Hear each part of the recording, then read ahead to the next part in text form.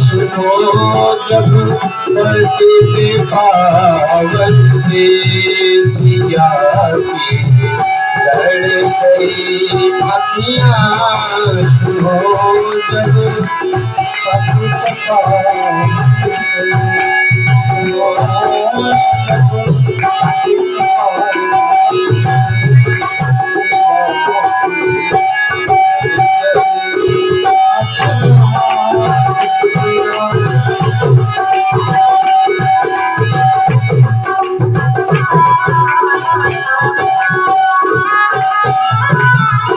सुनो जब पलटते पावन से सिया की लड़ गई अखियाँ।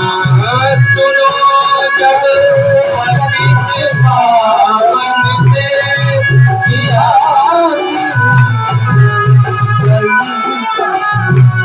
अब देखिए अखियाँ लड़ गई राम जी की सिया जी की राम जी की। जब पतित पावन से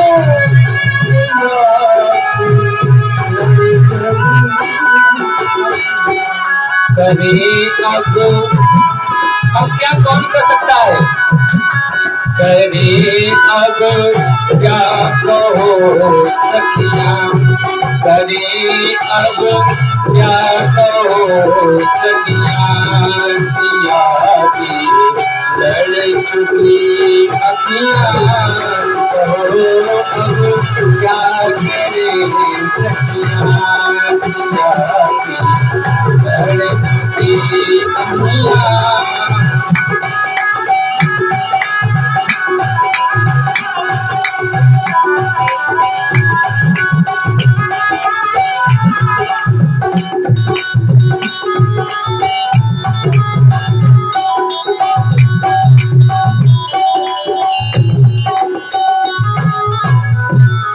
चला जब राम का जादू।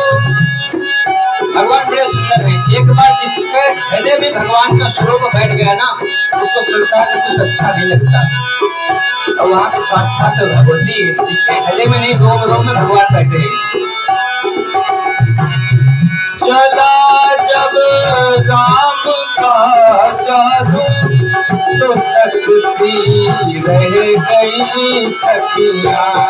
चला जब राम का जादू, तो तकती चला जब राम का जादू, तो तकती रह गई कटीले। सिया जी के जो नेत्र हैं, जो राम जी के नेत्र हैं, वो कटीले हैं। कटीले नयन सीता के, कटीले नयन सीता के।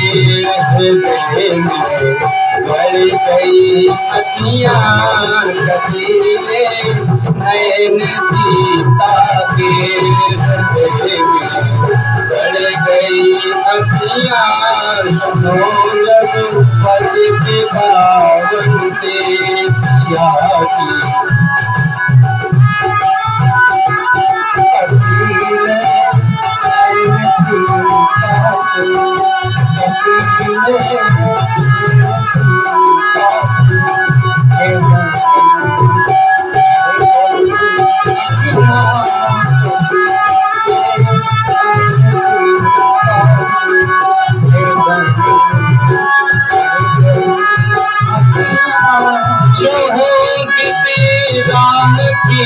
चितवन सिया के चित समाई है। चौथ से राम की चितवन सिया के चित समाई है। चौथ के चांद की जैसी, एक चंद्रमा होता है चौथ का, उसे देखने में पाप लगता है, कहते ना उसे जब चोरी लगेगी। अब आप कितना भी अपने आप को छिपाइए, उसकी चमक बढ़ी जाती है।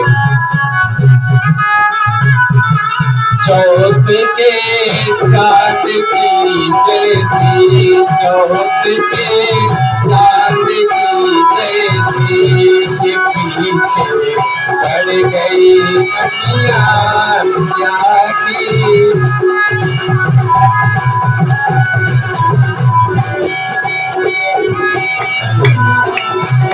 जब पति बावन से सिया की लड़ गई अखियाँ, सुनो जब पति बावन से सिया की लड़ गई अखियाँ, सिया की लड़ गई अखियाँ। सखिया कहती है बस करो, जल्दी चलो, महारानी जी प्रतीक्षा कर रही होगी, विलंब हो रहा है, देखो सूर्य भगवान ऊपर चढ़ाए। जानकी जी को सखियां ले जाकर के जाने लगी, और वही चतुर सखी अब संदेश दे रहे राम जी को। पता है क्या?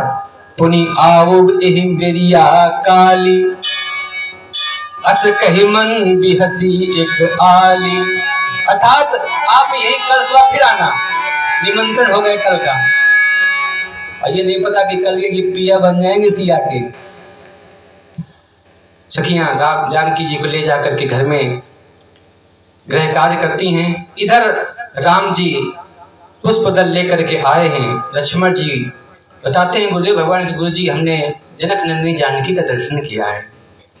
इधर श्री जानकी मैया जब गौरम पूजन के लिए जाती हैं, पुनः फिर जैसे राम जी का दर्शन करती हैं, तो राम जी का हृदय में जो छवि है, जो अभी देखा राम जी को, यही छवि जानकी के हृदय में छप जाती है। और जैसे देखती हैं तो गौरव मैया को धन्यवाद करने के लिए जाती है सिया जी। जय जय गिरिवर राज किशोरी, जय महेश मुख चंद्र चकोरी, जय गज बदन खड़ानन माता, जगत जननी दामिनी दुति दाता, भव भव विभव पराभव कारिणी, विश्व विमोहनी सबस बिहारी, नहीं तव आदि मध्य अवसाना, अमित प्रभाव वेद नहीं जाना। माँ गौरा जी के जन्म से लेकर के पुत्र सहित और प्रकृति तक की वंदना हो गई। जय जय गिरिवर राज किशोरी, गिरिवर गिरी की पुत्री, गिरिराज की पुत्री, और राज किशोरी जय महेश मुख, और महेश के साथ जुड़ी, ठीक है, पत्नी बन गई शिव की। उसके बाद जय गज बदन, गणेश की और खनानन की मम्मी माता जी, जगत जननी, संपूर्ण संसार की जगत माता। और इसके बाद मैया की वो अद्भुत स्तुति की है, देवी पूज पद कमल तुम्हारे, सुर नर मुनि सब होहि सुखारे। भगवती आपने अभी हमने वरदान मांगा था, प्रार्थना की थी, अपने भाव को प्रकट किया था, आपने तो अतिशीघ्र पूर्ण कर दिया माँ। अब जब जानकी जी अपने भाव को व्यक्त करती हैं किशोरी जी के, श्री गौरा मैया के श्री चरणों के सन्मुख बैठ करके सर झुका करके, उसी समय जो माला गौरा मैया की मूर्ति को पहनाया गया था, वही माला उधर से खिसकी। कसी माल मूर्ति मुस्कानी, वही माला ऊपर से गिरी। प्रसाद जी की ये मंदिर है और हम नीचे बैठे हैं सर झुकाए, तो जब ऊपर से माला गिरेगी तो कहाँ गिरेगी? जानकी जी के ऊपर गिरी। भैया ने उस प्रसाद को बत्ती से लगाया है। कसी माल मूर्ति मुस्कानी, बिनय प्रेम बस भई भवानी। आशीर्वाद दिया है। यद्यपि सीता जी ही, देखो जब आप एक एक करके जोड़ोगे तो 11 बनता है, फिर 111 बनेगा, फिर 1111 बनेगा। ऐसे ही जब आप शोध करोगे तो जब आप ब्रह्म तक पहुंचेंगे तो फिर शक्ति एक ही बचती है, ब्रह्म शक्ति, दो चीजें, एक ब्रह्म दूसरी शक्ति। अब उस शक्ति के फिर जितनी नारियां हुई उसमें हमारी माता भी आ जाती है, आपकी माता भी आ जाती है, संसार में जितनी भी नारियां सब उसी शक्ति का ही अंश बन जाती हैं। ऐसे ही जानकी जी भी वही शक्ति हैं और गौरव मैया भी वही शक्ति हैं, लेकिन लीला अपनी अपनी अलग है। वहां पर जब गौरव मैया शिव जी के पास हैं तो भगवती बन गई, और यहाँ पर राम जी के हैं तो आराध्या बन गई। ये प्रमाण आपको मिलेगा जब गौरव मैया श्री जानकी जी गंगा जी का पूजन करती हैं। तब गंगा मैया ने कहा, लोकप होई विलोकत तोरे, तो ही सेवई सबसे निकल जोरे। आप स्वयं सामर्थ्यवान हैं, लेकिन आपने प्रार्थना करके मेरी प्रसिद्धि बढ़ा दी। इससे समझ में आता है कि दोनों हैं सब एक ही, समय समय पर एक दूसरे को पूज लेते हैं। आप पूजे आप पूजावे। कथा में कभी भी ऐसे बात नहीं कहते जिसमें लोग भ्रमित हो जाएं कि हमारे राम जी बड़े तुम्हारे शिव जी छोटे। ऐसा कुछ नहीं है, राम और शिव सब एक ही तत्व हैं। बस ये है कि जिसकी जिस पर निष्ठा बन जाए। हनुमान जी भी आपको वहीं तक पहुंचाएंगे जहां तक राम जी जा रहे हैं, राम जी पहुंचा रहे हैं। हनुमान जी तक निष्ठा तो बन जाए। अगर आपको बहुत पवित्र रहना अच्छा लगता है, पसंद है, साफ सुथरे वस्त्र पहनना, सत्य बोलना,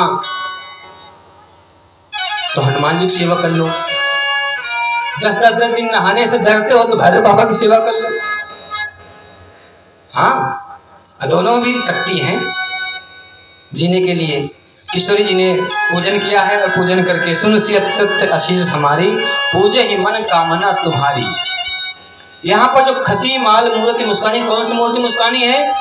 ये जो राम जी की मूर्ति हृदय में जानकी जी के बैठी है, वो मूर्ति मुस्कुरा रही है कि देखो जानकी हमें मांग रही किशोरी गौरव मैया से, ये मुस्कुरा रही है। अब कोई उसी मंदिर में आकाशवाणी हुई, सुन सियत सत्य आशीष हमारी, पूजे ही मनोकामना तुम्हारी। नारद वचन सदा सुचि साचा, सोबर मिलहि जाहि मनुराचा। जो तुम्हारे मन में जो छवि छपी है, यही अब आपको वर रूप में प्राप्त होगी। मनु जाहि राच वो मिलहि सोबर सहज, सुंदर सावरो मनु जाहि।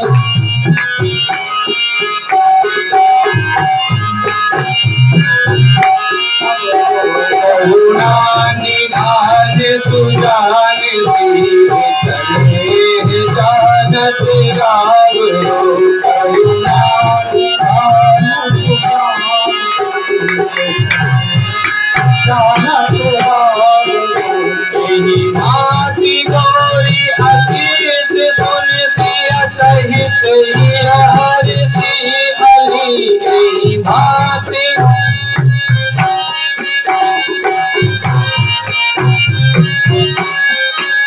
तुलसी भवानी पूज तुनि तुनि मुदित मन मंदिर चली।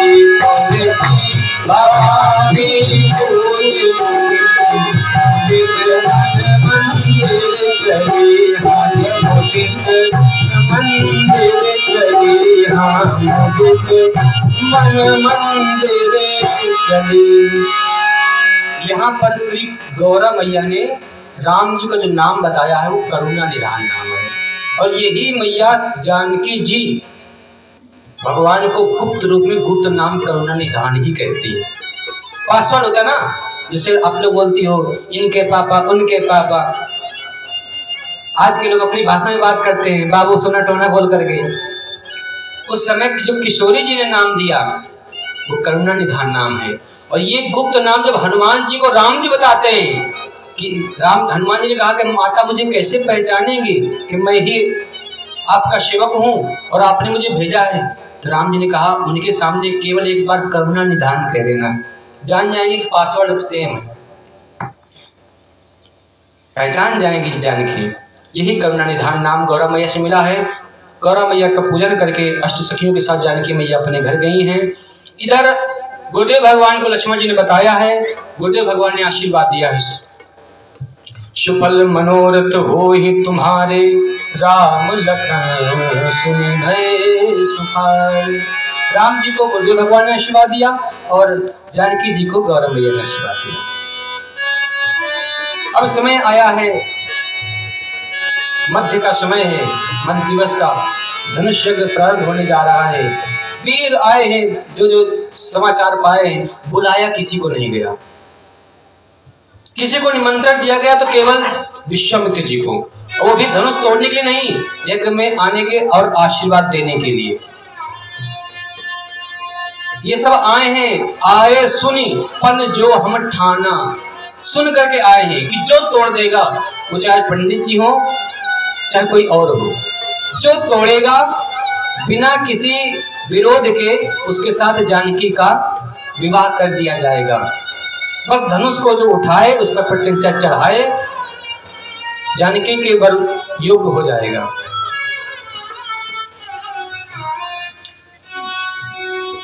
सभा लगी है जनक जी की, उसी सभा में एक दिव्य विशाल मंच का निर्माण किया गया है, जहां पर श्री विश्वामित्र जी महाराज को बिठाने के लिए शतानंद जी बुलाने गए हैं।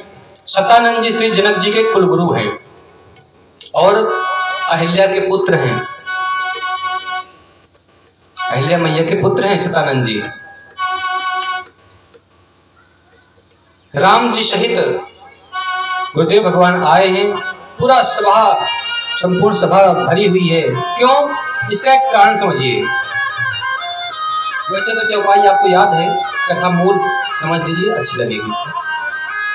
जिस समय श्री जनक जी धनुष का पूजन करते थे, एक बार जनक जी को किसी राजकाज से कहीं बाहर जाना हुआ, तो जानकी जी ने देखा कि धनुष के नीचे बहुत पुष्प हो गए हैं, जिसे होता है धूप बत्ती लगाते लगाते स्थान काला पड़ जाता है।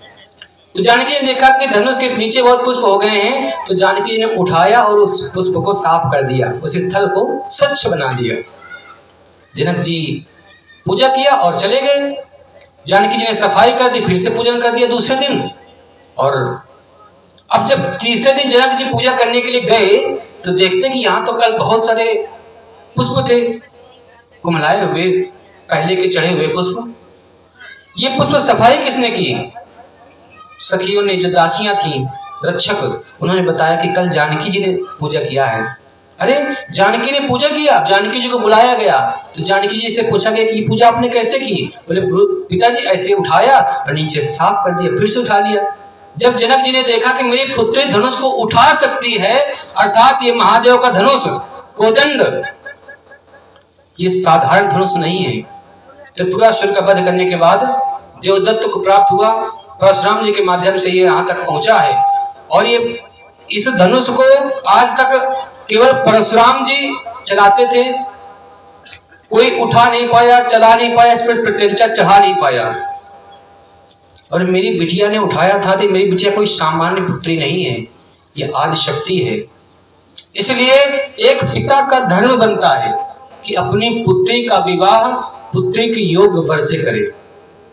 आजकल हम और आप मिल करके अपनी हैसियत देख करके विवाह करते हैं, पुत्री की स्थिति देख कर नहीं। जबकि जीवन गुजर करना है पुत्री को, हमें नहीं। जनक जी ने विचार किया कि जब तक कोई ऐसा वीर नहीं मिलेगा जो इस धनुष को उठाए, इस पर प्रत्यंचा चढ़ाए। अरे मेरी बिटिया अगर उठा सकती है तो इसका वर